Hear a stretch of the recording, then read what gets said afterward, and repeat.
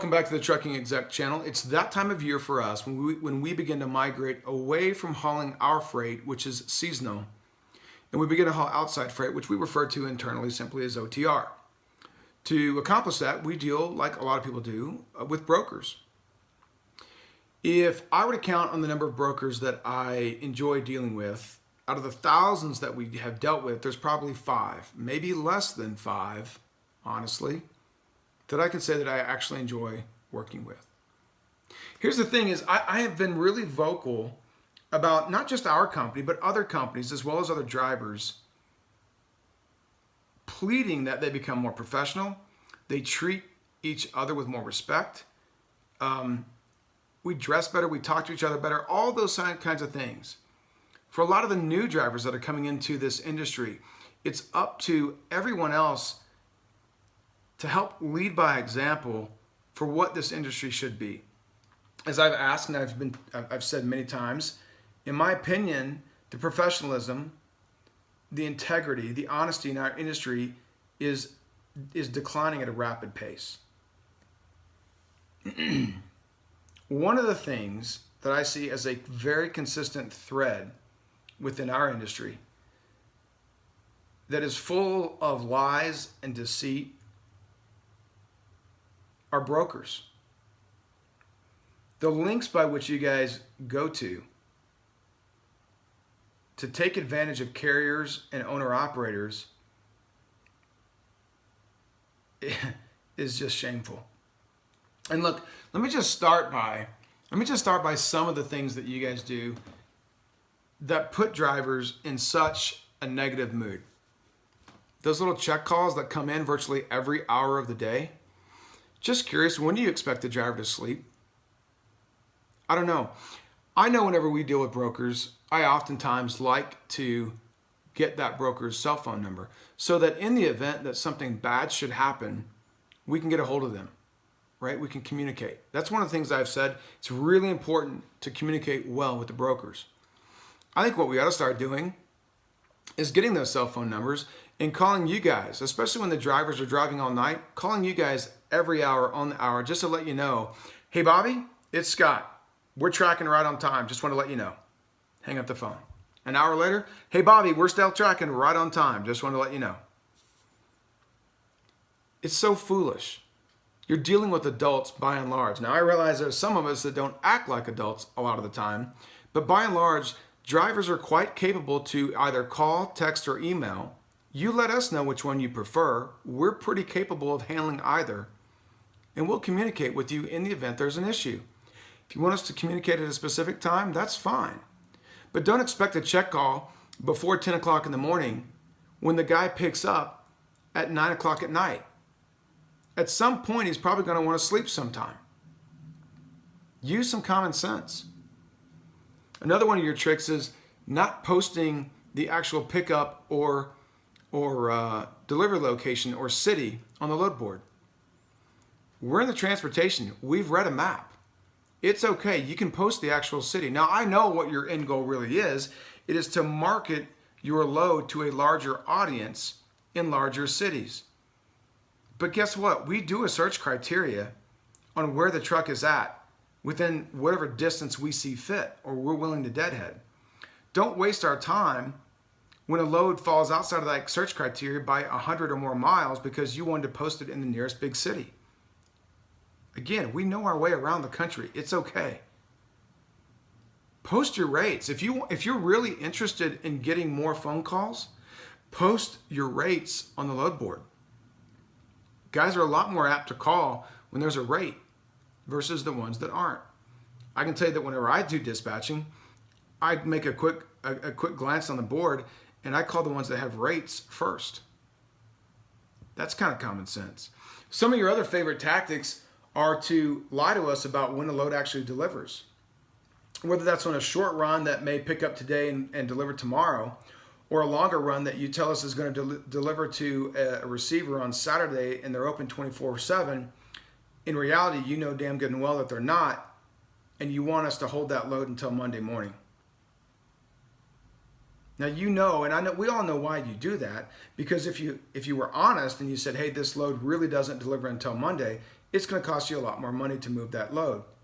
Instead, you lie about it, say it's going to deliver Saturday, expecting that we're going to sit there and hold that for a day or two, and maybe the most you'll have to pay is a couple $100 in layover pay, and you pocket the rest.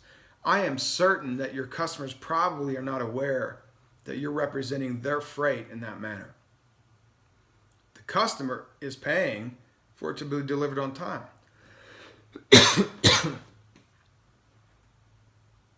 The worst part is when you fight tooth and nail to pay layover and detention in those types of scenarios. It's really shameful. Another one of your tactics is when you guys love to do this one. And let me show you. Does this sound familiar to anyone else? Hey, the load is 4,400 pounds. Great. You talk about it. We make a business decision on that weight. We get there, and actually it's 44,000 pounds. And when we argue about that and we say, yeah, we're not going to take it for that rate. You guys love to say, well, we've actually paid for the entire trailer. I don't disagree. I don't have a problem when we're talking full truckloads. If you want to take the entire 53 feet, I don't care.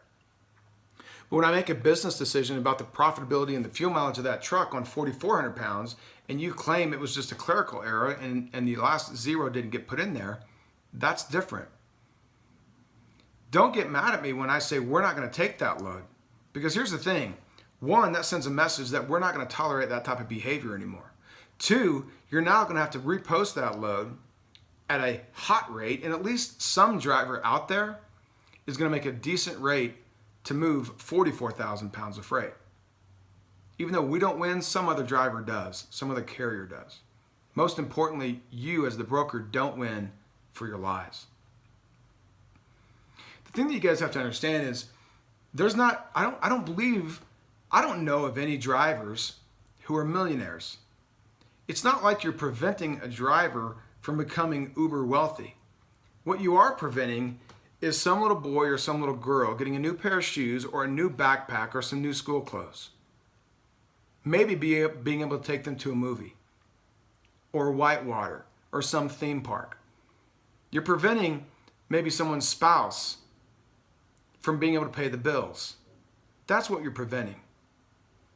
Also, you can shove a few $100s more in your pocket. It's really disgusting. It's really shameful. Load times. Most drivers, by and large, are adults. You can tell a driver when they're supposed to be there. You don't need to tell a driver to be there 4 hours before their load time. Understand, for those guys that are on e-logs, and oh, by the way, all of us will be here in a few months, when you tell someone to move the truck 4 hours before, their clock actually starts. It doesn't stop. You're actually doing yourself more harm than good. You're jeopardizing that load being delivered on time, and yet you wonder why loads are always delivered late. Because you're starting guys' clocks 4 or 5 hours ahead of time before they actually should have been started. That's on you. For the guys that don't run e-logs, you expect that they're just going to make that, they're going to erase that, and they're still going to do the job. Again, that's on you as the broker. The deceit that you guys cause in the industry is really disgusting. It really is. I'll tell you, I would love to be able to hold brokers accountable, and we certainly do our part. I wish there was an app by which brokers could have reviews made. And in lieu of that, there is this great little function called Google. Let me see here. How does Google work? Oh, look. Let me just type in TQL. Now, I live in Colorado, so it brings up the local TQL office in Denver. They have a Google review of 2.1. If I click on those reviews, most every review is a 1 star. However, there are 2, Joshua, who rated it 5 stars. Now, Joshua just so happens to work for TQL. Best company I've ever worked for. One other person says it's 5 stars. Great Caroline says, great company to work with. They provide quality customer service. They were friendly, courteous, and had a positive attitude the entire time. I can't disagree with that. We have worked with TQL a lot early on, and they were always happy to deal with us. They were very friendly, I think largely because they were screwing us insanely on the rates. I'd be happy too if I were making money hand over fist. I encourage everybody to begin holding brokers accountable, if via no other means than a Google review. Look, we all are pretty aware of the big brokers and their reputation, but certainly let's begin to hold these guys accountable via Google reviews for a lot of the medium-sized and smaller brokerages. Let's hold them accountable in every way that we can, just as they try to do us. And by all means, if there is a good brokerage that you have worked with, let people know. Come here, post it in the comments here. I have no problem with that. I have no problems with that. But don't leave a good review or a bad review if you were responsible for something done poorly as a driver or a carrier. But if they took advantage of you or they did something great, we should let each other know. Like I said, post it down in the comments below. As always, if you like the channel, the content, please feel free to hit subscribe. Click the bell. That'll let you know anytime a video is uploaded or a live stream happens. Comments are always appreciated. As always, just my opinion from this side of the steering wheel. Take care.